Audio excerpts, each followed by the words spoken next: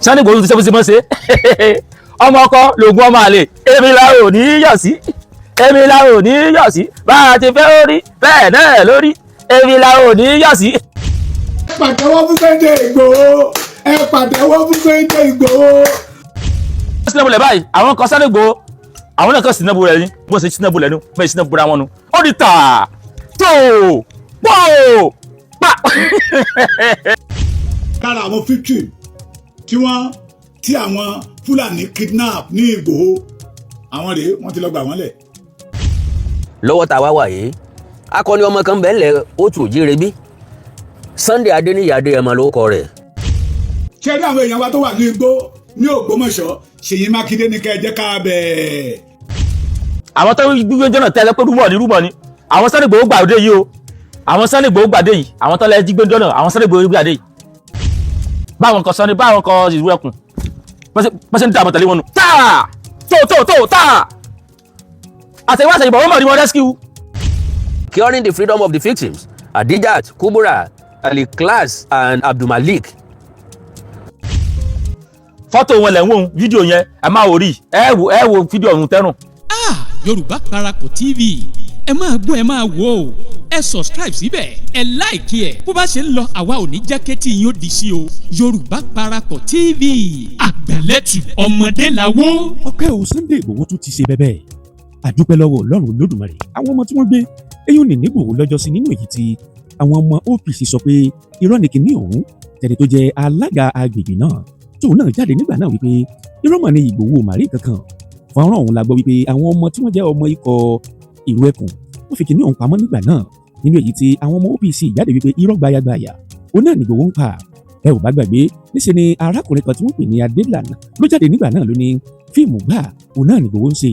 ìgbà dúpẹ́ lọ́wọ́ Ọlọ́run lánàá níyọ̀ ti ọjọ́ sátidé òun náà ní Igboho gba ọmọ òun padà nítorí pé ọgbọ́n abẹ́nú tí wọ́n dá òun náà ni wọ́n fi gbọ́ ọmọ òun padà nínú èyí tí ta lọ́lọ́run jáde sórí ayélujára tó bẹ̀rẹ̀ sí í jó nínú ẹ̀ náà láti rí Awíkòkò tóun náà jáde tó fi sọ àfọ̀mọ́ ọ̀rọ̀ ọ̀hún wípé bọ́ọ̀lù ọ̀rọ̀ ọ̀hún rí nínú ẹ̀ ni wọ́n sì ti fi fọ́nrán ọ̀hún hàn wá àwọn tí wọ́n jí gbé nínú èyí tí Igboho àti ikọ̀ rẹ̀ tí wọ́n lọ gbà padà ọmọ ọkọ náà lògùn ọmọ àlè Igboho tó ti ṣe bẹ́bẹ́ o àdúpẹ́ lọ́wọ́ Ọlọ́run Olódùmarè Igboho ti gba ọmọ àti ìyá èyí tí wọ́n jí gbé náà padà nínú èyí tí gbogbo àwọn olólùfẹ́ Igboho ń jó tí wọ́n ń yayọ̀ wípé Igboho tún ti ṣe bẹ́bẹ́ o níbẹ̀ ni bàbá Èkìtì ti sọ pé ẹ pàtẹ́wọ́ fún Igboho ẹ pàtẹ́wọ́ fún Igboho níbẹ̀ òun náà l'Awíkòkò ti sọ wípé ọmọ kan wà èyí tá a bí tó jẹ akọni nílẹ̀ Yorùbá tá a wà lọ́wọ́lọ́wọ́ yìí wọ́n ní Igboho ló kọ rẹ̀ ẹ wá gbọ́ wìrìwìrì bí kìíní ọ̀hún ṣe ṣẹlẹ̀ gan bí iṣu ṣe kú àti bọ́ọ̀bẹ ṣe kú tí gbogbo inú àwọn èèyàn ń dùn nítorí pé Igboho ti wọgbó lọ ó ti lọ jà ó bá wọn Boko Haram jà ó bá wọn bandit jà ó mà ti gbọ́ ọmọ òun wálé ẹ wá gbọ́ kìíní ọ̀hún bó ṣe lọ ó wá jẹ́gbà àkọ́kọ́ lẹ́yìn ń wò wá tàbí tí ẹ̀yin ń gbọ́ wa ṣùgbọ́n ẹ̀ tí ò tẹ subscribe button síbẹ̀ àwa ń bẹ̀ yín ni o ẹ bá wa tẹ̀ sójú ẹ̀ ẹ bá wa dọ̀rẹ́ kọ́ àná ó sì bá yín dọ̀rẹ́ ẹ wá mú gbàgbé o láti jàgbó pélébé kan ti ń bẹ̀ lẹ́gbẹ̀ẹ́ tóró ní ọmọ àrán yín létí nígbàkúgbà tẹ bá ti wà lórí ètò àti gbàkúgbà tá a bá ti ń ju kìíní ọ̀hún bá sì ń jábọ́ bí àpò yèrè àgùn tẹ bá tẹ̀ lẹ́gbẹ̀ẹ́ òun náà ni ó máa sọ fún yín o bó bá sì ń lọ àwa ò ní jẹ́ kí ti yín ó di sí Igboho ṣá ó mà ti gbà àwọn tẹ́lẹ̀ jí gbé wálé inú àwọn èèyàn sì ń dùn báwo ló ṣe gbà wọ́n ọgbọ́n abẹ́nu wo ló dá sí wọ́n ní wọ́n bẹ̀rẹ̀ sí yìnbọn mọ́ra wọn takò ibà òun lágbára pọ̀ síbẹ̀ gbọ́ bí ta lọ́lọ́run ṣe ṣàlàyé ẹ̀ kìíní ọ̀hún pọ̀ tí wọ́n fi hàn wá ìjọba àbẹ́tò ọ̀hún ẹ̀yẹ já ṣíà ẹ̀ gbogbo àwọn tó sọ wípé Igboho ò lè ṣe nǹkan kan kí wọ́n rí i pé òwú bàbá Ádámù Igboho ṣá ó ti lọ o ó sì ti gbà wọn mọ̀ òun wálé ẹ̀já ṣíà ẹ̀ ẹ̀já pẹ̀kálẹ̀ wípé àwa Yorùbá ọgbọ́n ńlá àwọn bàbá wa sì ń bẹ nínú wa láti rí àwọn ọmọ òun gbà padà wọn wá ní pé àwọn ọmọ tí wọ́n jí lọ lágbègbè Ògbómọ̀ṣọ́ tí wọn ò tí ì rí Ṣèyí Mákindé ní ẹja abiléèrè ṣùgbọ́n sáwọ ẹ̀yẹn tẹ subscribe button síbẹ̀ ẹ̀ta àgùntí ń bẹ lẹ́gbẹ̀ẹ́ kẹ̀ ṣíà ẹ̀ kíkiní ọ̀hún ó lè dọ́wọ́ gbogbo àwọn ènìyàn ẹja àròjọ olóore káyé ó gbọ́ torí wọ́n ro ti kàyàn láì da ọmọ ní Sunday Igboho ṣá owó bàbá Ádámù ẹja ṣíà ẹ̀. adúpẹ́lẹ́ Olódùmarè ẹ̀yin tẹ́ ló ń fẹnu wúgẹ́ẹ̀tì ń fẹnu wúgẹ́ẹ̀tì ìwọ náà fẹnu wú pílà àbí ọ̀fọ̀nù wú fẹ́ǹsì ṣe bí ń fẹnu wúgẹ́ẹ̀tì. Sunday Igboho ti ṣe mọ́ ṣe ọmọ ọkọ lògùn ọmọ àlè èmi la ò ní yọ̀ sí èmi la ò ní yọ̀ sí bá a ti fẹ́ orí bẹ́ẹ̀ náà lórí èmi la ò ní yọ̀ sí. lẹ́yìn tó gbìyànjú láti lọ gbà yẹn lẹ̀ tó gbéra nínú létí ẹ̀ ìwọ kẹ́sì jókòó bẹ́ẹ̀ ó sì wá ní ti wú géètì ìwọ náà lọ fọnà òrí pílà fọwọ́ fún fẹ́ǹsì kó o bí ṣe máa rí àwọn tí wọ́n jí gbẹ́njọ́ náà àṣà ti gbé wọn jìnnà ìdájí fẹ́ lu wúgẹ́ẹ̀tì ni wọ́n ti ṣe adúpẹ́ lọ́wọ́ olóyè Sunday Igboho àtàwọn ọmọ ọkọ̀ ìlú ẹkùn pátá a sì dúpẹ́ lọ́wọ́ ẹ̀yin ikọ̀ ọlọ́pàá ẹ ṣe léyìí adúpẹ́ lọ́wọ́ yín fún bí ọ̀sẹ̀ méjì sẹ́yìn yóò yí tó bí ọ̀sẹ̀ méjì nsìn tàbí kó jẹ́ bí 10 days agbẹ́fọ́nà kan jáde nílùú Igboho tí olóyè Sunday Igboho tó ti fún àwọn ọmọ àbòkíhun àwọn báńdíìtì tó lòun fún wọn ní 2 hours kí wọ́n lọ kó ìyá àtọmọ tí wọ́n jí gbé kí wọ́n lọ kó wọn wá àwọn tẹ́ kó ẹ lọ kó wọn wá lẹ́yìn bí rábí 2 hours nígbà tó di ìjọba alẹ́ information ti kárí ó ti jáde gbogbo ayé ti gbé pé Sunday Igboho ti kó wọn dé o ó ti kó wọn dé o nígbà tí ó dọjọ́ kejì àwa náà gbé information yẹn gbogbo àwọn èèyàn wò nígbà tí ó dọjọ́ kejì gbogbo àwọn ọ̀tá olóyè Sunday Igboho ọ̀tá alẹ́ kẹtẹ sọ́tà àwọn ìsọ̀tà olóyè Sunday Igboho ọ̀tá alẹ́ Yorùbá ọ̀tá alẹ́ káàró òjíire àwọn ọ̀nà bandits bí wọ́n ti gbórí mídíà kan nu Sunday Igboho fẹnu wúgẹ́ẹ̀tì ni ó yá iléeṣẹ́ ọlọ́pàá ti gbé jáde àwọn tó rescue dà àwọn tó rescue dà àwọn tó kó wá dà ìlọrin nípa fẹnu wúgẹ́ẹ̀tì ni àwọn tó gbígbé jọ́nà tẹ́lẹ̀ pé rúmọ̀ ni àwọn Sunday Igboho gbàdé yìí o àwọn Sunday Igboho gbàdé yìí àwọn tó lẹ́ jí gbé jọ́nà àwọn Sunday Igboho gbàdé yìí fọ́tò wọn lẹ̀ ń wò fídíò yẹn ẹ máa wò rí ẹ wo fídíò ọ̀hún tẹ́rùn àwọn tó lẹ́ jí gbé jọ́nà àwọn Sunday Igboho gbàdé o Sunday Igboho wá gbà wọ́n dé ní ìsìn tẹ́ ẹ bá rí àṣẹ wọ́n ti kó wọn jìnnà wọ́n ti kó wọn kúrò ní Igboho wọ́n ti kó wọn dé Kwara State ẹ méje dé lẹ́pẹ́nu bóòlù ló ṣe jẹ́ bóòlù ló ṣe lọ bóòlù Sunday Igboho gan sí rí wọn gbà iṣẹ́ tó yẹ káwọn ọkọ̀ ọlọ́pàá àwọn ọkọ̀ sójà àwọn ọkọ̀ DSS tó yẹ kí wọ́n ti ṣe lórí Sunday Igboho wa ń gbà ṣe yìí ó láfi sọ fún gbogbo ẹ̀yin ọmọ káàró òjíire ẹ̀yin ọmọ Yorùbá wípé iṣẹ́ yìí àjùmọ̀ṣe ní ijó yìí ó ti dàjùmọ̀jó ó ṣe lọ rèé àwọn kan Sunday Igboho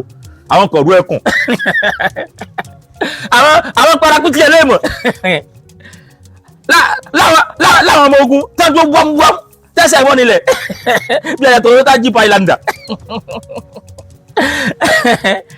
kódà àwọn ọmọ ogun dáyé pé wọ́n ti fi wájú múlẹ̀ wọ́n fi tẹ̀sí múlẹ̀ 4-wheel drive ni wọ́n kẹ́ni kọ́mọ́ lọ báyìí kẹ́yìn wọ́n kọ́mọ́ tó pé o fẹ́ tẹ̀lé àwọn Oòduà kó àwọn bá Sunday Igboho jà ká kó gbogbo ẹ̀ pọ̀ kájọ tó pé gbogbo sẹ́yìn àjùmọ̀ṣe ni ó dáa àtikọ̀ ọlọ́pàá àtikọ̀ Sunday Igboho àwọn náà jọ fún wa lésì ayọ̀ yìí ní tààtà gbọ́ ìnísìn ẹjẹ fún wa bó ṣe lọ. kódà àwọn ọmọ ogun dáyé pé wọ́n ti fi wájú múlẹ̀ wọ́n fi tẹ̀sí múlẹ̀ 4-wheel drive ni wọ́n bí wọ́n ṣe pẹ̀nu tẹ́bẹ́ ti nífẹ̀ẹ́ wúdúgẹ́ẹ̀tì ni bẹ́ẹ̀ pẹ̀nu pé ṣe àǹpá àwọn bandits ni tí wọ́n bá ti jíyàn gbé wọ́n fi nọ́mbà lẹ̀ wípé nọ́mbà rí o tẹ́ pé o àìbá àmọ̀ tẹ́yà fẹ́ sanwó tẹ́gbọ́n sọ pé 300 million làwọn ó gbà báwọn kọ̀ọ̀rú ẹkùn bọ́n ṣe gbé fóònù bọ́n ṣe pẹ̀nu ó yá o àti kó 300 million bọ́ níbo lẹ́wà wọ́n bá gbéra wọ́n bá lọ pàdé wọn ní inú igbó nípínlẹ̀ Kwara àsánà bandits wọ́n tẹ̀sí fi ìpínlẹ̀ Kwara sílé lọ́dọ̀ àwọn ẹ̀ńgẹ̀lì ọ̀ràn bá gbéra lọ́wọ́ dádúgbò wọ́n bá lọ pàdé nípínlẹ̀ Kwara tí àwọn kan Sunday Igboho tí wọ́n jọjú báyìí táwọn ọmọ bandits rí wọn báyìí tẹ́lẹ̀ pé àwọn eléyìí ta mọ́ra ni tẹ́lẹ̀ pé àwọn eléyìí àwọn ọmọkùnrin ni wọ́n dì kàǹkà ni báwọn bandits bẹ́ẹ̀ sínú ẹ̀bù lẹ́nu tẹ́lẹ̀ sínú ẹ̀bù lẹ́ báyìí àwọn kan Sunday Igboho àwọn náà kàn sínú ẹ̀bù lẹ́ ní àti àwọn àwùjọ ọlọ́pàá àwọn ọlọ́pàá tó tẹ̀lé wọn lọ bí ó bá bí ó bó ṣe sínú ẹ̀bù lẹ́nu bẹ́ẹ̀ sínú ẹ̀bù ra wọn nu ó di tà tó pò pa ìwé kẹ́sì jókòó yára ìní ìfẹ́ ní wúgẹ́ẹ̀tì ká yé bá bẹ́ẹ̀ ìwé kẹ́sì jókòó yára ìní ìfẹ́ ní wúgẹ́ẹ̀tì ó di tà tó pò pò nígbà tí ọwọ́ ọ̀bọ̀dún àwọn ará bí wọ́n padà júbẹ́ oró báwọn kan Sunday báwọn kan ìlú ẹkùn wọ́n ṣe ń dàbọ̀ tẹ̀lé wọn nù táà tó táà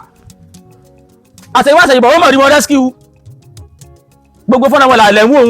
wò wọ́n rí wọn rescue wọ́n ti kó wọn lọ sí hospital nísìn.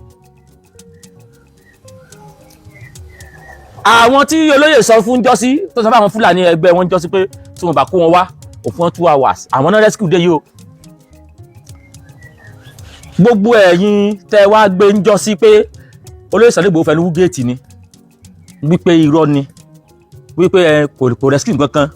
wípé kàn create content ni tẹ́ ẹ̀ bá tún wá gbélé yìí pé Sunday Igboho ti rescue wọn ajẹ́pọ̀ ta alẹ́ Yorùbá nìyẹn ajẹ́pẹ́ tọ́ ilẹ̀ káàró òjìire nìyẹn. torí àwọn tiẹ̀ ti pọ̀ jù bóyá kẹ̀sìn ni wọ́n ń ṣe ni o bóyá ẹ̀sìn mọ́ bóyá èyí lè torí pé èèyàn ṣẹ̀sìn téèyàn wá rò pé téèyàn mi bá lè kú kó kú kí sáà sì ṣẹ̀sìn ni kò yé mi. à ń sọ̀rọ̀ pé olóyè Sunday Igboho kó gba àwọn èèyàn lẹ̀ wọ́n ń ká àwọn èèyàn wa wọ́n jí wọn kó ń gàngán wọ́n jí wọn kó ní Ògbómọ̀ṣọ́ wọ́n jí wọn kó ní Kwara wọ́n jí wọn kó ní Èkìtì wọ́n jí wọn kó ní Oǹdó káàkiri àwọn bẹ́ẹ̀ yẹn wọ́n jíyàn kó àwọn kọ̀ọ̀kan wá dìde àwọn àlọ́ forí lakú wọ́n fẹ̀mí ara wọn lẹ̀ láti dáàbò bò ẹ̀yin ẹ̀yẹlẹ́nu rúnrún yìí tẹ́lẹ̀ tí wàá gbé lórí nǹkan jáde nípa wọn ìwọ kó wà jáde content creator ó fẹ́ ní wúgẹ́ẹ̀tì ìwọ náà lọ create nǹkan nu gbó Fúlàní ìwọ náà wà nǹkan create ìwọ náà lè create nǹkan náà káwọn bó ṣe máa create ẹ̀ bí ṣe máa rí ẹ ti wá fẹ́ sọ nǹkan tó jẹ́ nǹkan security tó yẹ kó dáàbò gbogbo wa ẹ ti wá fẹ́ sọ di kẹ́mọ́ fi create content tí wọ́n wá sọ̀kan nípa àṣeyọrí àwọn olóyè Sunday Igboho nìsín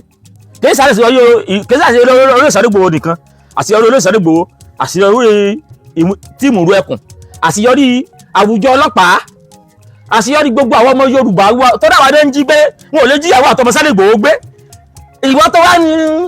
tó wá ní orí búkí mídíà yẹn ìwọ wọn jíjàwó ẹgbẹ́ lọ́la dánú ìyàwó àtọmọ Sunday Igboho wà wọn ò lè jí gbé bọ́ ìwọ tó wá sí mídíà tó wá ní fẹnu wúgẹ́ẹ̀tì yẹn wọn lè jíyàwó àtọmọ ẹgbẹ́ lọ́la ikọ̀ ọdún ẹ̀kọ́ amọ̀dúpẹ́ amẹ́lẹ́ ìlóore o olóyè Sunday Igboho ẹkùn ọkọ̀ Fúlàní ẹkùn ọkọ̀ báńdíìtì ọmọ ọkọ̀ lògùn ọmọ àlè ojú òní tìyìn. mo kàn rántí ọ̀rọ̀ Yorùbá kan tó sọ wípé ó yẹ ká lè rojọ́ olóore fáráyé níwọ̀n ìgbà tá a ti roto sìkà ẹ̀dá fún èèyàn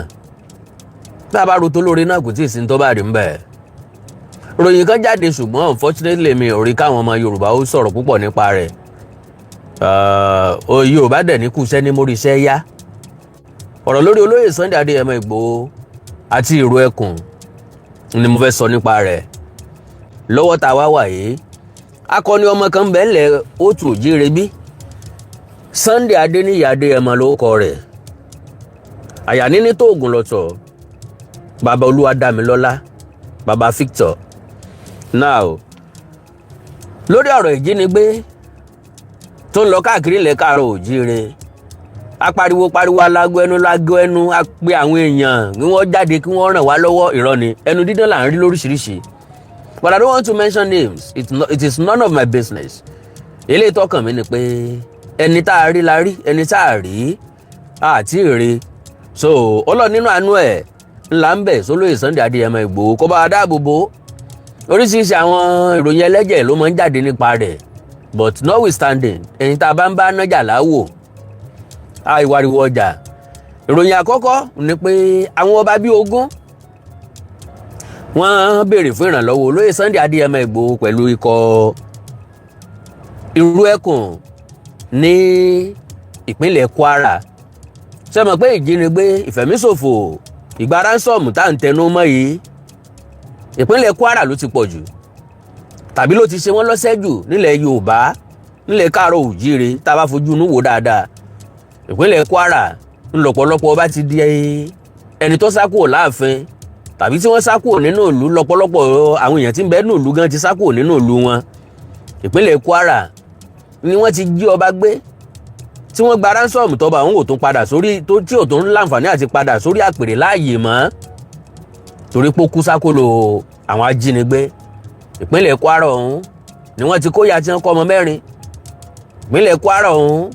ni odidi ìlú ti sá tí wọ́n fi ìlú wọn lẹ̀ tí wọ́n bẹ̀sẹ̀ wọn sọ̀rọ̀ so Now kí n má gbà àkókò yín like I said,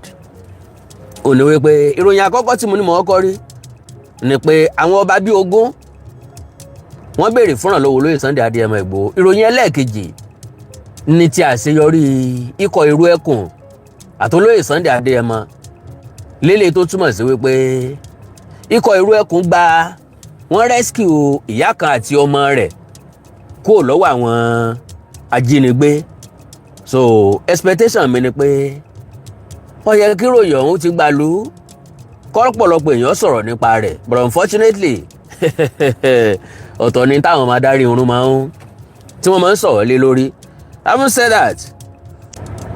oníkìlà kí bá ní gbọ́rọ̀ láfọ̀rọ̀ lọ, bóògùn bá jí wọn á fọ̀rọ̀ ẹnu tí wọ́n làdó, gbogbo ọ̀rọ̀ tí bá ń du akèrèǹgbè odò ni ó tu fún. Ìròyìn àkọ́kọ́ lélẹ́yìí, bandit attacks, 20 traditional rulers engage services of Sunday Igboho's Iru Ekun. About 20 traditional rulers in Kwara State who had fled their towns over incessant bandit attacks have reportedly engaged the services of a privately owned security outfit, Iru Ekun, led by the Yoruba agitator Mr. Sunday Igboho, as to flush out the bandits. Yorùbá ní bọ́ bá dojú sísun fùrọ́là gbanigbani là á pè kó wá gbani. Ìyẹn túmọ̀ sí pé ẹ̀ńbà tó gbani náà là á fọ̀rọ̀ lọ ń pé kó gbani o, ọ̀ràn dé o, ogun dé o, wàhálà dé o. Báwọn ọba yìí bí wọ́n bá béèrè ìrànlọ́wọ́ olóyè Sunday Adéyẹmọ Ìgbòho pẹ̀lú Ìrú Ẹkùn kò tí ì bá àdìjù as far as I'm concerned. Gbogbo ògbìyànjú olóyè Sunday Adéyẹmọ Ìgbòho kì í ṣe pọ́ béèrè tọ́rọ́ tàbí kọ́bọ̀ lọ́wọ́ ẹnikẹ́ni, ó ń ṣe tiẹ̀ fọ́lọ́ ni.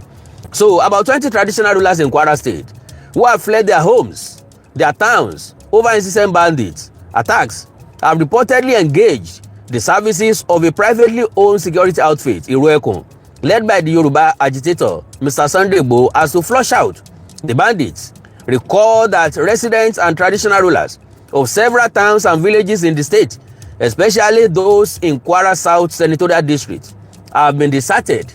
due to bandit attacks. Since then, traditional rulers and some residents of the affected towns have relocated their abode to Ilorin, bẹ́ẹ̀ sì ní lóòótọ́ the state capital,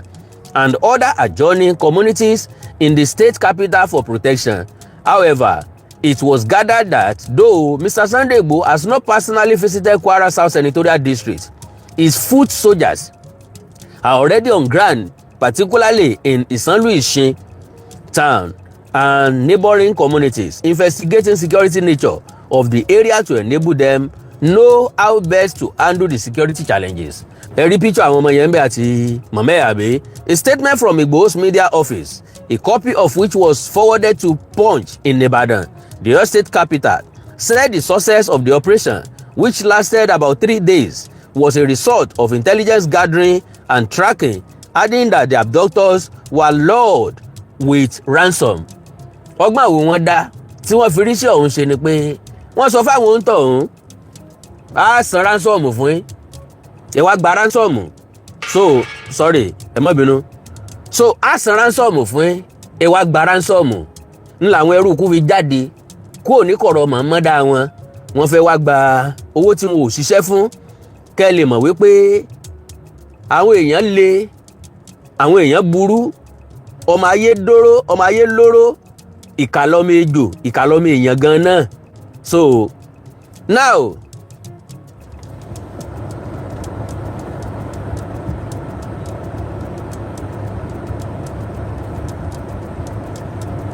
So now with ransom, it further stated that the abductors escaped with bullet wounds and abandoned their captives in the forest. The statement read, and I quote, "Myself and my team members with ASP Amos Adegoke, including policemen, have been in the forest for days tracking the movement of the hoodlums to ascertain their location. But on July 2nd, we discovered that they were in Bode Sadu, yes, before Jeba, We moved there and remained there till Friday night. Around 12 a.m. on Saturday, they came to collect the ransom as we had agreed, but we attacked them in the forest, and there was an exchange of gunshots. We subsequently gave them a hot chase and combed the forest. They fled. Later, we found out that they had abandoned Adijatu Kubra and Abdul Malik. We heard their voices shouting for help and were able to locate where the voices were coming from and rescue them. They are currently in Igboho General Hospital receiving medical attention. That was nígbà tí àwọn ọmọ ogun ìlú ẹkùn ṣẹ̀ṣẹ̀ dé ìpínlẹ̀ Kwara. Ṣùgbọ́n nísìn wọ́n ní àṣeyọrí tá a lè pè ní àrítọ́kasí. Ìyún ìròyìn tó jáde lónìí àbónikọ́ lọ́jọ́ kẹrin ni. Now, Igboho Security Network rescued kidnapped Oyo woman son in Kwara State, in Kwara. Now, Igboho Security Network rescues kidnapped Oyo woman son in Kwara. The Yoruba Nation activist Sunday Adeyemo, popularly known as Sunday Igboho, on Saturday disclosed that the woman kidnapped in Igbope, Orilope local government area of Oyo State, alongside her son, had been rescued in Kwara. Igboho, who is also the founder of the Iweku Security Network, said his team, with the support of the intelligence response team of the Nigeria Police Force, engaged the kidnappers in a fierce gun battle in the early hour of Saturday, securing the freedom of the victims, Adijat Kubura, Ali Class and Abdul Malik. Eléyìí àṣeyọrí ńlá ni bí ò bá sí ìgbésẹ̀. Bíbélì ni àwọn èèyàn ńgbà tí wọ́n kó ìkọlù àwọn kan nínú Bíbélì, wọ́n béèrè pé ṣé káwọn ó lépa. Ọlọ́run ní ẹ lépa, ó ní ní lépa ẹ̀yin ó bá, ní bíbá ẹ̀yin ó gbà padà, torí ẹni ó bá lépa ní bá, ẹni ó bá ní gbà padà. Wọ́n dẹ̀ lépa. Ká ní gbogbo wa jókòó sábẹ́ ilé, gbogbo wa jókòó nù ilé, à ń dànù, à ń fọ́ níkà lásán, àsọ nǹkan ká gbégbésẹ̀ kankan. Ṣérú àṣeyọrí eléyìí lè wáyé tí Igboho ọ̀bá fẹ̀mí ẹ̀ jì, tí ò fẹ̀mí ẹ̀ lélẹ̀, tí ò pay sacrifice, tó ń dúró de wípé wọ́n gbọ́dọ̀ sọ pé kí n wá ni, wọ́n ò gbọ́dọ̀ sọ pé kí n wá ni, wọ́n ní kí n lọ ni, wọ́n ò gbọ́dọ̀ sọ pé kí n lọ ni, and all sort of that. Kò ní lè kúrò lójú kan, kò ní ṣe àwọn nǹkan tó yẹ kó ṣe. So ẹja gbé òṣùbà káre láyé fọmọ Adéyẹmọ. Then it is crucial to say this operation and its success were made possible with the valuable support of the Inspector General of Police, Tunji Disu, who was communicating with the commissioners of police in Kwara and Niger States, thus making the tremendous and arduous task fruitful after days and nights inside forest. The statement added. Igboho, however, restated his commitment to the protection of lives and property, assuring the people of Oke-Ogun and Oyo State that every lawful effort will continue to be deployed in support of peace and security, while encouraging Nigerians to remain calm and support legitimate security efforts to tackle criminality. Igboho advised that spreading unverified information that could create unnecessary fear should be avoided. That is, bàbá ti fẹ́ mọ́ sọ lórí ìtàkùn ayélujára lórí social media, ẹ má jà fi sentiment sí, ẹ má jà wà too emotional. Ìjà sọ̀rọ̀ bọ́rọ̀ bá ti rí gan-an. Olóyè Sunday Àdìsọ́ ọmọ Aládékun ọmọ Adéyẹmọ, àṣeyọrí lélẹ́yìí, and we give you kudos and we appreciate your effort so far. Lágbára Ọlọ́run ó ní gbọ́fà ò ní farapa, lágbára Ọlọ́run àṣeyè lálákàn sepo fínílágàládìí ẹ̀bọ̀ oko ìmọ̀ gbogbo ọmọ tákàrà bá kó wọpo ní kó jáde padà láṣẹ Èdùmàrè. Akandọ́ra Ìkòǹkò bẹ́lẹ̀ ń já bó ṣe rí náà ni mo ní kí n mú wá fún yín, bó tiẹ̀ jẹ́ wípé expectation mi ni pé ó yẹ kó ta ẹkàn káàkiri orí ìtàkùn ayélujára ni, but unfortunately àwa náà mọ society tá a wà, àmọ́ nǹkan táwọn society tá a wà tí wọ́n máa ń gbé pọ́n, àmọ́ tán máa ń pọ́n lé, àmọ́ tán máa ń kàrámọ̀, àmọ́ tán máa ń waste energy àti time wọn lé lórí. You can't blame anybody. Kò sẹ́ni tó ra data fẹ́ nìkan, kò sẹ́ni tó sọ pé bẹ́ẹ̀ nìkan ó ṣe lólé ayé rẹ̀ lélẹ́yìí. Olóyè Sunday Adéyẹmọ Ìgbòho, irú ẹkùn, congratulations. Iléeṣẹ́ ọlọ́pàá ìpínlẹ̀ Kwara, tìpínlẹ̀ Ọ̀yọ́, tìpínlẹ̀ Niger, congratulations. Ẹ kú àṣeyọrí lágbára Ọlọ́run. Eléyìí tí ó ti gbogbo wa nugbó tá à ń lé káàkiri gan, òun náà ni tàwọn ọmọ akẹ́kọ̀ọ́ tí wọ́n kó níjọba ìbílẹ̀ Oríire, ànígbàgbọ́ nínú Ọlọ́run wípé a rí wọn gbà padà láyé láàyè wọn ó sì pé pẹ̀lú ògo Ọlọ́run. God bless you all. Gbogbo ọmọ káàárọ̀ oòjíire ẹ like follow page mi lórí Facebook Awikonko television àti Awikonko TV. Ẹ subscribe sí YouTube channel mi Awikonko TV. Ẹni nǹkan pàtàkì tẹ̀fẹ́ kájọ sọ ẹjá sọ lórí WhatsApp +234 904 851 9362 +234 904 851 9362. Èdè àti àṣà ilẹ̀ káàárọ̀ oòjíire bí òní wọmi o. Orílẹ̀-èdè ilẹ̀ káàárọ̀ oòjíire ò ní dàrú. Ìlú ẹnì kọ̀ọ̀kan wa yóò tòrò mẹ́nimẹ́ni bí omi àfòwúrọ̀ pọn ajú àṣẹ o. Ó dàbọ̀ ẹ kú ìsinmi òpin ọ̀sẹ̀ ìsinmi aláyọ̀ láṣẹ o. Ìgbà tá a bá wọlé lọ́jọ́ Monday gbogbo ajé yóò wá yóò wá rí ìdáwọ́lé wa yóò mọ̀ yọrí sí rere. Number 1, mo kọ́kọ́ bá ìròyìn kan pàdé tó sọ wípé àwọn ogun ọba nípínlẹ̀ Kwara wọ́n employ irú ẹkùn tí olóyè Sunday Adéyẹmọ Ìgbòho. Ṣé mọ̀ pé mo sọ gbólóhùn kan sẹ́yìn wípé àgbàtà ló kàn ó lẹ́ni tó ń bá ń lé ni ìyẹn túmọ̀ sí pé tó bá ń lé ni yọkàn lágbà. Ìgbàkígbà tí èèyàn bá nídìí olùrànlọ́wọ́ tàbí tí èèyàn nídìí àwọn èèyàn tàbí tí èèyàn nídìí káwọn èèyàn ó dáhùn fún èèyàn ẹnikẹ́ni tó bá ṣò ara rẹ̀ nígbà náà ni a rí gẹ́gẹ́ bí àgbà. Torí pé àwọn bàbá wa sọ wípé n tó bá gbani kalẹ̀ lọ́jọ́ ogun ló yẹ ká wárí fún bí gbanigbani, èyí tó bá gbìyànjú gbanilẹ̀ lọ́jọ́ ọ̀ràn ló yẹ á sàtọ̀ gẹ́gẹ́ bí olùgbèjà. Wọ́n ní bàbá rí ẹni tó gbẹ̀mí ẹni là nínú dààmú dààbò irú wọn tọ́ ó sì yẹ lẹ́ni tá a lè pé bọ́. Ìdí ni pé ọya ló gbà wọn kalẹ̀ nílé rá olùfọ́n ni ó jẹ́ kó gun ọjà wọn lẹ́rìn. Ṣàngó Arábàmbí àkàtà yẹrìyẹrì ni ó jẹ́ kó gun ọjà wọn kò so. Ìbẹ̀rù Ògún lákàyé ni ó jẹ́ kó gun ti kó àwọn tìrè lọ fẹ́fẹ́wú. Mọ́remí Ajansoro gbìyànjú nífẹ̀ẹ́ Kúrúnmí jìgan lójú ogun kò ṣeé gbàgbé fáwọn ará Àjàyè. Bẹ́ẹ̀ bá sọ̀rọ̀ Ẹ̀gbá títí dọ̀la ẹ sọ̀rọ̀ nípa Lísàbí Agbòǹgbò Àkàlà. Ará Ìbàdàn ò lè gbàgbé Ògúnmọ́lá Báṣọ̀run. Gẹ́gẹ́ bẹ́ẹ̀ náà làwọn èèyàn kọ̀ọ̀kan níran kọ̀ọ̀kan. Bẹ́ẹ̀ bá wo dáadáa Ọ̀rànmíyàn níran tiẹ̀, Odùduwà níran tiẹ̀, Ògún níran tiẹ̀, Ṣàngó níran tiẹ̀, Ọbáfẹ́mi Awólọ́wọ̀ níran tiẹ̀, Akíntọ́lá níran tiẹ̀, Adélabú Pẹ̀nkẹ́lẹ́mẹ́sì níran tiẹ̀, Abraham Adésànyà níran tiẹ̀, Pa Fáṣọ̀rántì níran tiẹ̀ àti bẹ́ẹ̀ bẹ́ẹ̀ lọ. Kálukú níran tiwọn ni wọ́n ń jìjàgbara fún ilẹ̀ káàárọ̀ oòjíire kó má bàa lọ sóko ẹrú. ṣe lọ ṣe prógráàmù lórí àpáta bí mo ṣe ń sọ̀kalẹ̀ bọ̀ ní ìròyìn ayọ̀ ló tún wọlé tọ̀ mí gbọ́.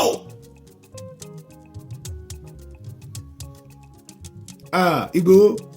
ó ṣe Ọlọ́run ò bójú rẹ̀ jẹ́ kò fọ ọ̀rọ̀ ẹ sáwọn ọ̀tá ẹ̀ lẹ́nu. Gani How Market Dáúdà àsìkò láyé How Market Adémúyíwá tọ̀nàdé tí ò ní tọ̀nàdé How Market drama ló ṣe kọ́ńtẹ́ẹ̀tì ló ṣe fíìmù ló ṣe òun àti part 1 òun àti part 2 òun àti part 3 òun àti part 4 Ìgbòho yẹ olóṣèlú ló ń lò content creator ni entertainer ni ayé yín ti run Olúwa ti dójú tì yín. Ta ló wà ń bẹ̀ kójú ọkọ fún mi ní kóòkì kó jẹ́ kí n túbọ̀ ayé mi Gani mu kóòkì ẹ jẹ́ kí n lọ mú ẹ mọ́ bínú ẹ̀yin tẹ́lẹ̀ kí n má máa mu kóòkì ìyẹn mọ́ bí àwọn ni I don't know how to smoke alcohol. Ìbéèrè mi tó ń bọ̀. Ó ṣe Olúwa ò báyé wà jẹ́ ó bọ̀rọ̀ wá bá sí Gani lẹ́nu ẹ mọ̀ ṣubú ni. A ní ilẹ̀ Yorùbá ti mọ́ ó dé láti gbẹ̀san ara ẹ̀ a máa mú yín ni.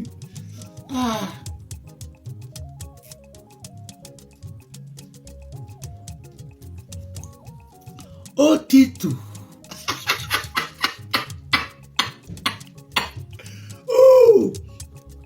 Ayé yìí ti rú Mrs. Gani Ige Àdùbí Abíọ́dún Àdàmú ayé ti bẹ̀rẹ̀ sí ń dààmú àtàwọn tó tẹ̀lé ẹlẹ́yìn àtàwọn àgbà òfò tó ń jáde síta tó ń gbá Yorùbá bí ẹni gbá bọ́ọ̀lù aláṣírí yìí ti bẹ̀rẹ̀ sí tú ẹ ṣẹlẹ́yà lórí social media ìgbẹ̀yìn ni. Ẹ wo àwọn rèé the killer and the warrior àwọn lára àwọn 50 tí àwọn Fúlàní kidnap ní Ìgbòho àwọn rèé wọ́n ti lọ gbà wọ́n lẹ̀ ṣẹ́rí pẹ̀lú ọmọ ọdún 2 bí mo ṣe ń sọ̀kalẹ̀ bọ̀ lórí àpáta ọ̀run rẹ̀ brọ́dà mi yẹn On yesterday, 3rd of July, we make a call to the kidnapper that they should come for ransom. Immediately, they sight us, they exchange us with fire. Some of them escape with bullets, one back to the forest. So we decide to enter the forest. Luckily for us, we heard a first shout for help and we locate exactly where the noise came from, and we got there. They keep the victim and our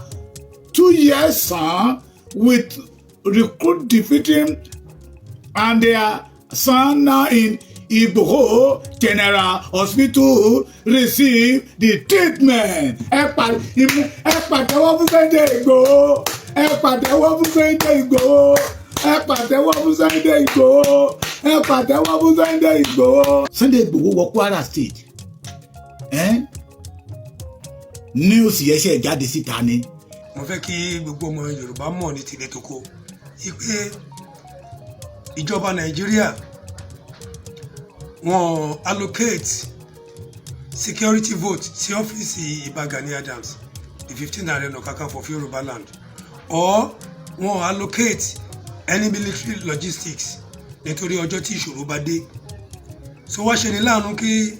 tí ọ̀rọ̀ bá ti ṣẹlẹ̀ ẹ máa pe Ìbà Gani Adams, kí ni Ìbà Gani Adams ti ṣe? Ìbà Gani Adams dẹ̀ ṣàgbára wọn lábẹ́lẹ̀ gẹ́gẹ́ bó ṣe ní bóyá Ọlọ́run Olódùmarè ṣe rán wọn. Ṣùgbọ́n àwọn ìkàlẹ̀ Yorùbá kan, àwọn ọ̀tá Ìbà Gani Adams kan, wọ́n sọ pé kí Ìbà Gani Adams kí wọ́n ṣiṣẹ́ against the Nigerian state tí ó dẹ̀ lè wáyé. Ẹ béèrè lọ́wọ́ àwọn governors ilẹ̀ Yorùbá,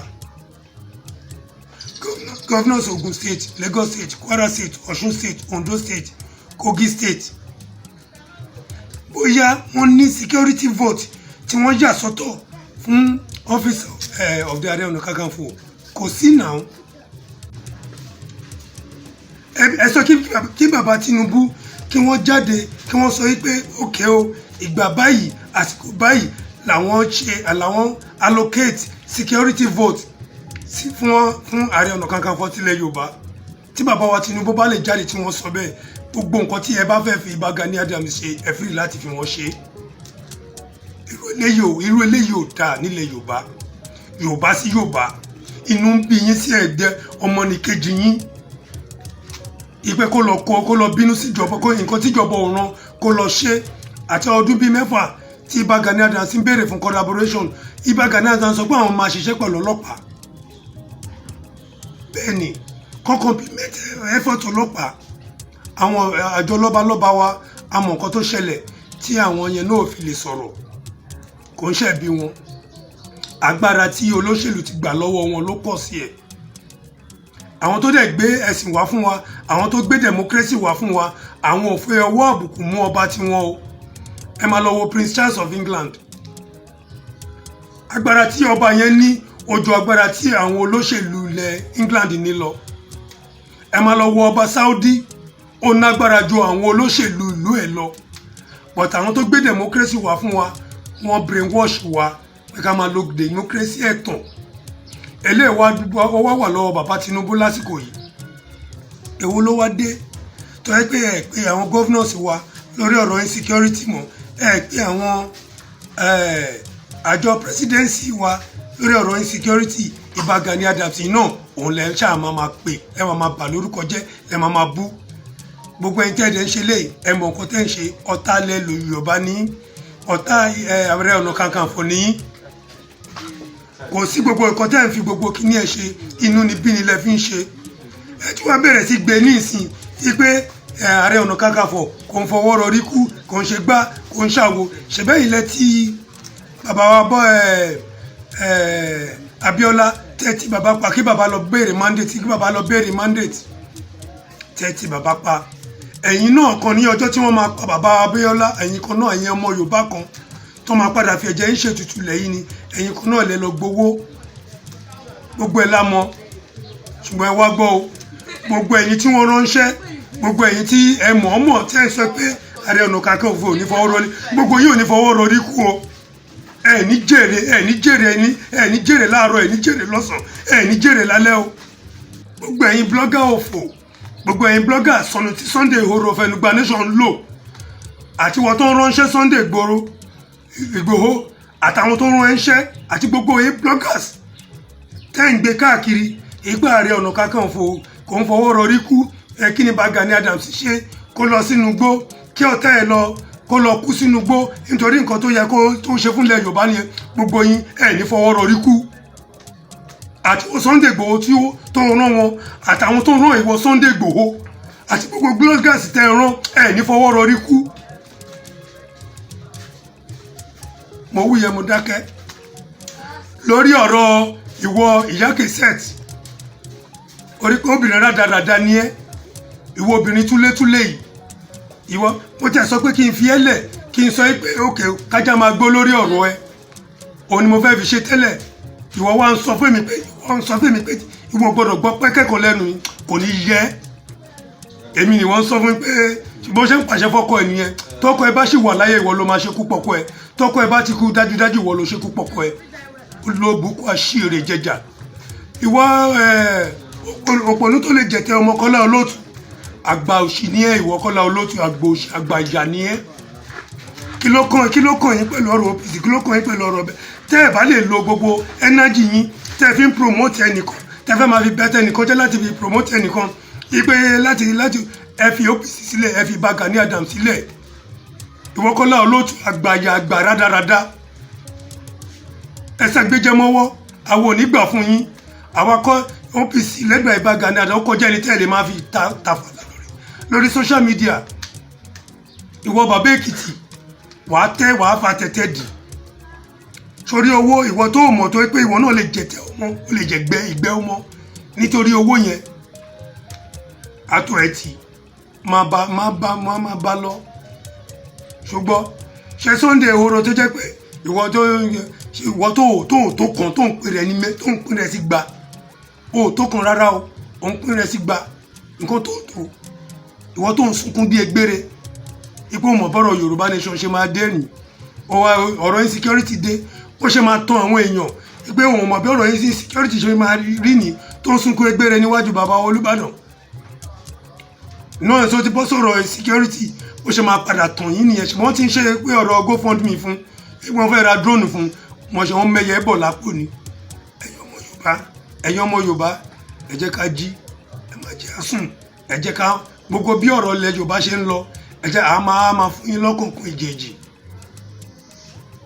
a mọ̀ pé gbogbo ẹ̀yin bloggers nǹkan tẹ́ ń jẹ tẹ́ fi ń jẹun nìyẹn nǹkan tó bá wù yín ẹ wí lásìkò yìí kó tán lẹ́nu okùn ire o lásìkò tẹ́ wà ń bẹ̀ yìí ẹ̀rọ àwọn àjọ lọ́balọ́ba wa ẹ̀rọ wọn lágbára àmọ̀gbà tí Yorùbá máa tún débẹ̀ tẹ́yìn bá lọ ọdún mẹ́jọ tí yín tán o àmọ̀gbà tí Yorùbá máa tún débẹ̀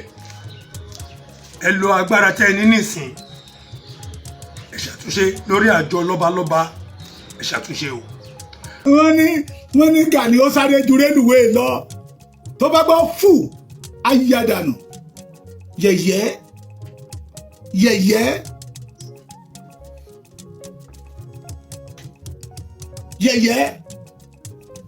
alọ́mọ nìkan yàtọ̀ ó yàtọ̀ sí ọmọ àtọ̀húnrìn wa ẹ mọ Yorùbá let us correct ourselves káyé fi àjòjì káyé fi àjòjì sọ ilé mọ́ ó máa dalérú abantó dájẹ́ ni ẹ fi ti Gani kọ́gbọ́n ìran Núpé ìran Tápà ìran Fúlàní ni ẹ fi ti Gani kọ́gbọ́n ló fi ń tẹ̀lé Yorùbá bàṣubàṣu tó sọ wípé Yorùbá máa ń tẹ̀yàn pa ni Yorùbá máa yàn pa. ṣé wọ́n ní ká máa tan àwọn alágbára ilẹ̀ Yorùbá pa ni who call you alágbáras who call you the alágbáras wèrè fẹ́ jáde síta mo dẹ̀ kọ́ ní yẹn fún yín mo kọ́kọ́ kọ̀ yín lọ mo ń fà yín létí bẹ́ẹ̀ lẹ́ ń gbé tí ọ̀n lọ́wọ́ mi pé kókó jábélé kálukú ló mi ṣe títí ilẹ̀ ìfẹ́ ẹ̀ ṣe ti yín kẹ́jẹ́ kí Sunday Igboho ṣe títí ẹ̀ ṣùgbọ́n orí ibú tẹ́ máa ṣe kò jẹ́ kẹ́ ẹ gbọ́. Sunday Igboho ta ló kọ lógun jíjà Sunday Igboho ìgbà wo ló dé Sunday Igboho olóṣèlú ni kí ni ìwọ wá lọ adẹ ń béèrè lọ́wọ́ ẹ kí ló wá lọ sọ́dọ̀ Jonathan kí Jonathan tó gbé ẹ lọ sọ́dọ̀ nígbà tó dọ̀dọ̀ Jonathan tó gba iṣẹ́ lọ́wọ́ Jonathan ló sọ fún Jonathan pé òun fẹ́ jẹ́ Ààrẹ Ọ̀nà Kakanfò tí bàbá Abíọ́lá fi lẹ̀ yẹ Jonathan wá pe bàbá owó ló fẹ́ júmọ́ bàbá wa lójú ẹni tí ò lè dápẹ́ èkúté ilé tó lóun Ààrẹ Ọ̀nà Kakanfò fẹ́ máa ṣọ́ ibodè Ọ̀yọ́ àwa ni òun ni olórí jagunjagun gbogbo ilẹ̀ Yorùbá káfàtà ara ló máa pawọ́ àtàwọn tó tẹ̀lé lẹ́yìn ẹ̀ ní kúrẹ́ ẹ̀yin olè ẹ̀yin olórí burúkú ẹ̀yin ọmọ àlè ẹ̀yin tó tẹ́tẹ́ kó bá lè ya kó ya ni bó bá lè bàjẹ́ kó bàjẹ́ 5 years ní Sunday Igboho òfin sí ilé agbádálẹ̀ ń wọ̀ káàkiri tá a ṣe patí òun ṣe bẹ́ẹ̀dẹ̀ ilẹ̀ Yorùbá ń bàjẹ́ lọ lọ́wọ́ ó dẹ̀ ń gbágbádá bẹ́ẹ̀dẹ̀ kiri ẹ jẹ́ kó tó jáde síta kan ní kọ́ńtẹ́ẹ̀tì ló ń ṣe ẹ jẹ́ kó jáde síta kan ní fíìmù ló ń ṣe. as e dey sweet us e dey pepper dem as e dey sweet us e dey pay dem Ajibola Wasiu as e dey pay you e dey sweet us as e dey pay you e dey sweet us. Ore òun ṣe rí this we call warrior the number 2 this is the killer koko the second command àwọn ṣẹ́rí picture àwọn méjèèjì ṣẹ́rí àwọn méjèèjì ní dúró gẹ́gẹ́ bí ìbànújẹ́ fún Gani àwọn wọ̀nyí ní pé ọmọ ọkọ làwọn ò lè máa fi ìran Yorùbá gbowó ṣẹ́rí the killer Marisa ọ̀gá warrior Marisa ṣẹ́gbọ́ ṣẹ́rí wọn obìnrin tọ́lẹ̀ skul núgbó ní ẹ̀rí o obìnrin tọ́lẹ̀ skul núgbó.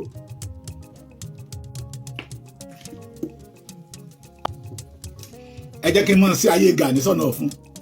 ó jura wọn lọ Ìgbòho jù wọn lọ ọmọ ọdún méjì tọ́gbẹ́ òrè ṣẹ́rí ọmọ ọdún méjì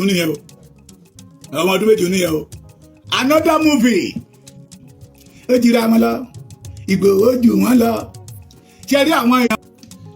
ṣẹ́rí àwọn èèyàn wa tó wà ní igbó ní Ògbómọ̀ṣọ́ Ṣèyí Mákindé ní kẹ́ ẹ jẹ́ ká bẹ̀ Gani how market ẹ̀yin ajá Gani ẹ̀yin ẹrú Gani ẹ̀yin ọmọ àtọ́rìnwá Gani ẹ̀yin ọmọ ìlú tí Gani ti sọ dédé rìn how market another film ti tún jáde again ṣe Sunday ó wà ń bíbà ìtẹ́kọ̀ onímọ̀ kọ́ ọ̀rọ̀ àgbàdà tó tún gbé àwọn ọmọ yẹn dání mo sáré pé ìjẹ́ ni mò ń pe olóyè májàsọ́lá tí mi bá gbóhùn ẹ̀ ní èdè á dàbí pé òtútù mú mi lára ni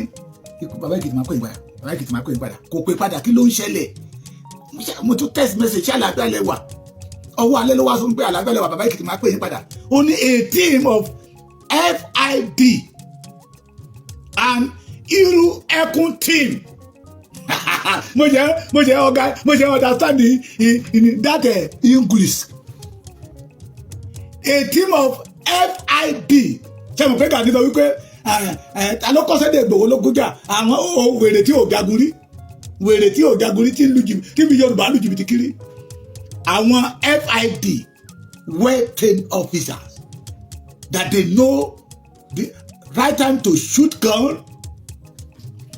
with a team of IRT that is Iru Ekun team lead by ASP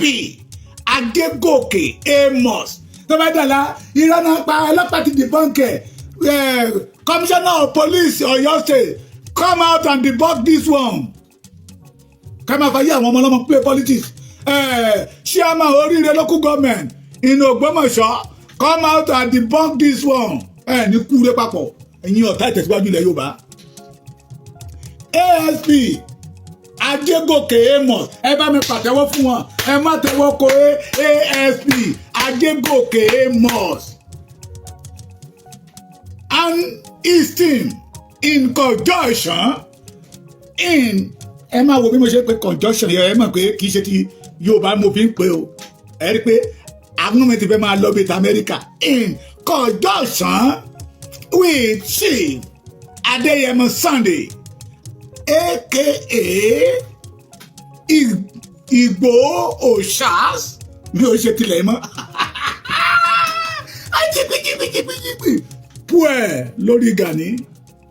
eléri ibú àbúrò lòsì. Summon a forest locate at ayé Gani ni mo fi mu kóòkì ẹ má wọrí kóòkì eléyìí ò lè ṣe mí nìkan kan ayé àwọn OPC ẹgbẹ́kẹ́gbẹ́ ọ̀dàlẹ̀ people's confusion àwọn àgbà Yorùbá kan ti ní ká má pè wọ́n ní OPC mọ́ ká má pè wọ́n ní Oòduà people's congress mọ́ Oòduà pátápátá ti ń pè wọ́n ní Oòduà à ń pè wọ́n mọ́ ara wa ní ọ̀dàlẹ̀ people's confusion tẹ́ bá tí wọ́n kúrúkọ mi ta lè fún wọn tó máa bá OPC títí wọ́n mú ẹ mọ kọ́ta yẹyẹ bomb bastard in conjunction ẹ máa wò pé àwọn mi ti fẹ́ máa lọ o nígbà tí mi ò ṣe ìyá mi Yorùbá wuyì alóhùn aláwọn títóbi in conjunction with Chief Adéyẹmọ Sunday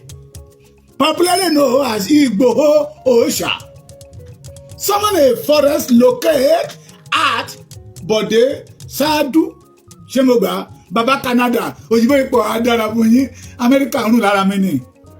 you man we wanna fuck Ghanese out of our land. Ghanese is a bastard, it's a flesh man,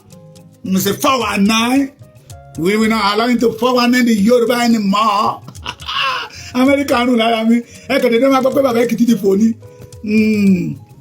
Mo ti lọ lójú àlá but mo mọ̀ pé màá lọ lójú ayé. Yeah man, Bode Sadu ẹ̀yin ọmọ Kwara ti ń bá pé dáadáa mọ́ bínú o. In Kwara State from first only People's Congress bàbá mi abọ́dọ̀ ẹ̀rí náà ti mú títẹ̀ wá first nígbà tí gbogbo wa kíra wa pé happy new month Sunday Igboho àtàwọn tíìmù ẹ̀ àti ọ̀gá ASP Ajé Gòkè Amos ojúlówó ọmọ ọkọ̀ kóòtù òjíire tó jẹ́ pé gbogbo tó bá dáwọ́lé a máa yọrí sí rere ni tí àrọ́mọdọ́mọ ẹ̀ ò ní mọ̀ọ́sì wọ́n wà nùgbó on the 1st ten kíra wa happy new month àwọn èèyàn wa ká wọ́n mórí wọnú igbó lọ kó má bàa yé àwọn ọmọ wa ọjọ́ ọ̀la play politics ṣe rí báyìí orú obìnrin yóò lè gbàgbé Sunday Igboho láéláé fíìmù tó dùn ni wọ́n lọ ní 2 hours irọ́ ló ń pa wọ́n dẹ̀ rí nígbà táwọn èèyàn sọ pé olúwa ó ṣeun o Sunday Igboho kú àṣeyọrí ó ṣeun o wọ́n ní irọ́ ló ń pa. wọ́n ní àwọn tó rescue àrí wọn àwọn obìnrin lẹ̀ ń wò lọ́wọ́ yìí o ṣé bíìmù náà tún ṣe bíìmù ni irú ẹkùn ó dé irú ẹkùn ìjayà fún Gani Mrs. Gani Adams ó dé ti dá mi lóhùn o ta ló sọ wípé ẹ pàtẹ́wọ́ fún Sunday Igboho ẹ pàtẹ́wọ́ fún Sunday Igboho ẹ pàtẹ́wọ́ ẹ̀fẹ́ sọ gbèsè tẹ́ ẹ jẹ mí ni. Bíbí ọmọ mo ti sọ fún mo sọ ṣáà ni mo sọ àbí ìjẹta ìjọ tí n bá ti lọ lé ọ̀dọ̀ wọn kọ̀mpútà aṣọ mẹ́ta ni máa kó mo fẹ́ fi jó oògùn òkìkí kánbà lè gbẹ̀mí ọmọ kóòtù òjíire là àwọn wèrè kábàjúrò tàwa ní na fake no Ibode Sadu ok ẹ ṣé bàbá mi OPC ẹgbẹ́ olóògógóró ẹ ṣé tí ń gbégi òró kiri.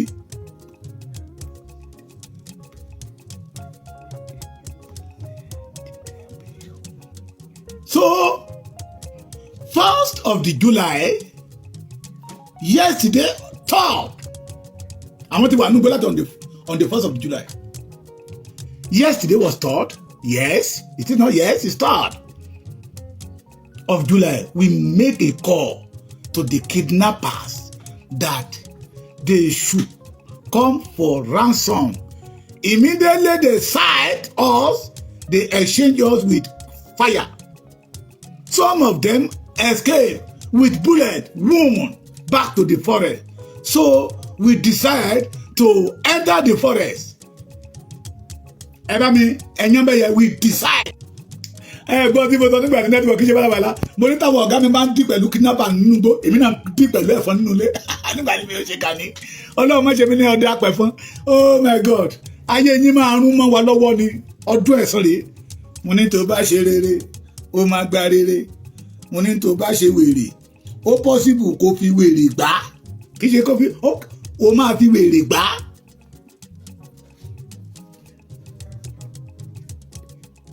Ajíbọ́lá Wàsíù ọmọ ìrankíran ó máa ṣe o àwọn ọmọ Gani rè o ṣe rí Ajíbọ́lá tó jí bòṣì ẹ̀rí wọ́n dáṣọ funfun náà fún lè rí eléyìí debunk wọ́n ní àwọn wá decide to follow them to the forest tó bá jẹ́ Gani ni á padà kò tí ẹ̀ ní gbóòórùn bẹ̀ ó gbọ́n ibi tí ò ti ní rí kíní kọ́ ọlọ́jọ́ festival àìmọ́ àbámbẹ̀ Òkun festival Ọya festival àti ń pariwo pé gbogbo ẹ̀yin tó ń bá yín tijú bọ òòṣà tẹ́ ń bọ́ lé yín ó ń bá yín fún ní èèwọ̀ jẹ ni kẹ́ ẹ lè dànù bí ìwèrè lára ọmọ ẹ̀wọ̀n àmìbẹ̀ yìí Ajíbọ́sì Wàsíù àwọn akọni ọmọ Yorùbá pé we decide to follow them we enter the forest luckily for us we decided to enter the forest with them.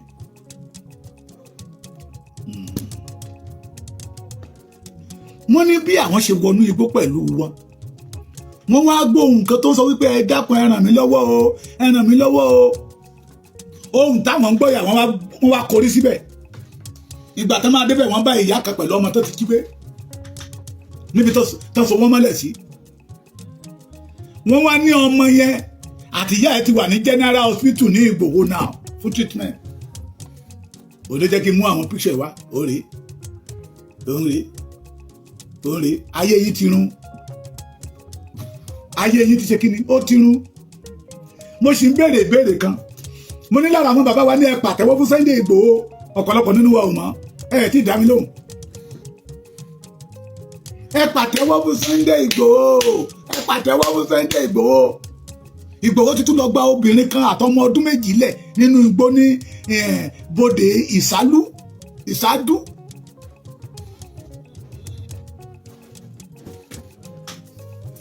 èwo lẹ́ni yìí ṣe another movie ti tún jáde again produced director act by Chief Sunday Adeniyi Adeyemo Igboho Òòṣà ojúlówó ọmọ kóòtù òjíire ẹ fẹ́ máa fi wọ́ ọmọ tápà ni ó tó kéṣẹ́ ẹni kò jalè àfihàn jẹ́ oyè aṣọ́bodè kógun ọmọ wọ̀lú Ọ̀yọ́ ogun wọ̀lú Ọ̀yọ́ ṣe ní bìyàn dóye káàkiri ṣe ní bìyàn dóye káàkiri a máa wọ agbádá funfun káàkiri pẹ̀lú igi òró lọ́wọ́ ọmọ tó dẹ̀ ọmọ ọkọ tó dẹ̀ tún jáde síta pé olójú òní lajúlẹ̀ kí tàlùbọ̀ ó kò wọ́ ẹ wá ló ń ṣe fíìmù ni àti wo 2 hours tán.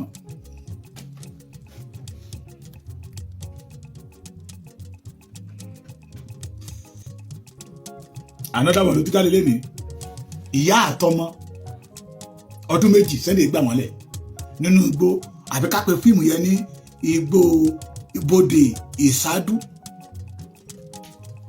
ṣé ẹ fẹ́ máa fi wí ọmọ tápà ni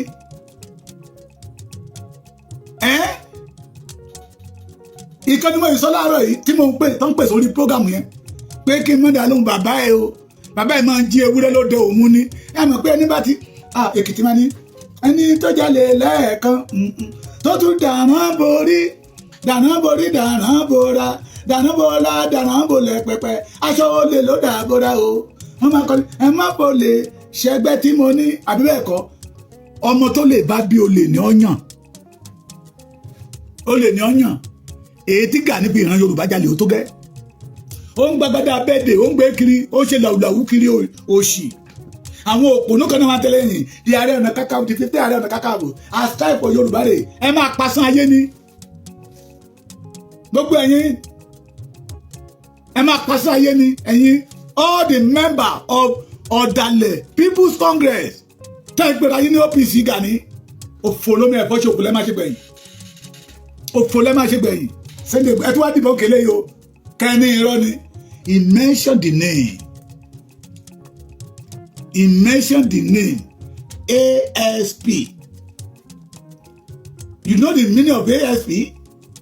Assistant Superintendent of Police.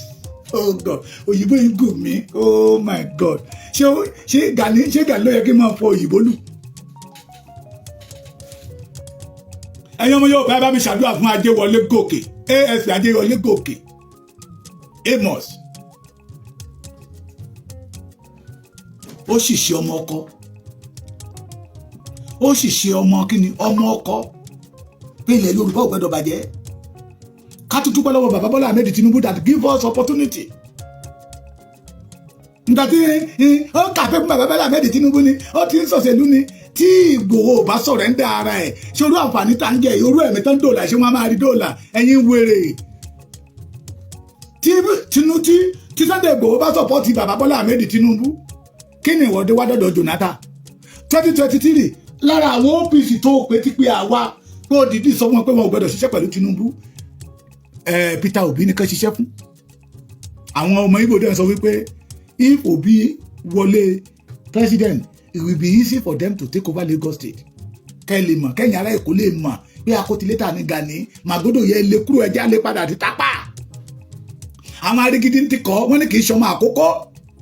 ẹja lè padà sí orísun bàbá ẹ̀ ní tápà. Ẹsẹ̀ ní ìran ẹ fi wọ̀ nọ́bìnrin wọlé Yorùbá. Èmi ní kọ̀mọ́dà Agége, èmi ní kọ̀mọ́dà Ètì. Tẹ́yìn gbọ́dọ̀ máa lọ pé èmi ní kọ̀mọ́dà Agége under the leadership of OPC Ìbà Gani Adams, èmi ní kọ̀mọ́dà Àgùtà, èmi ní kọ̀mọ́dà Ojúbánirẹ́, èmi ní kọ̀mọ́dà Ojú-Ẹlẹ́gba, under the 15 Ààrẹ Ọ̀nà Kakanfò.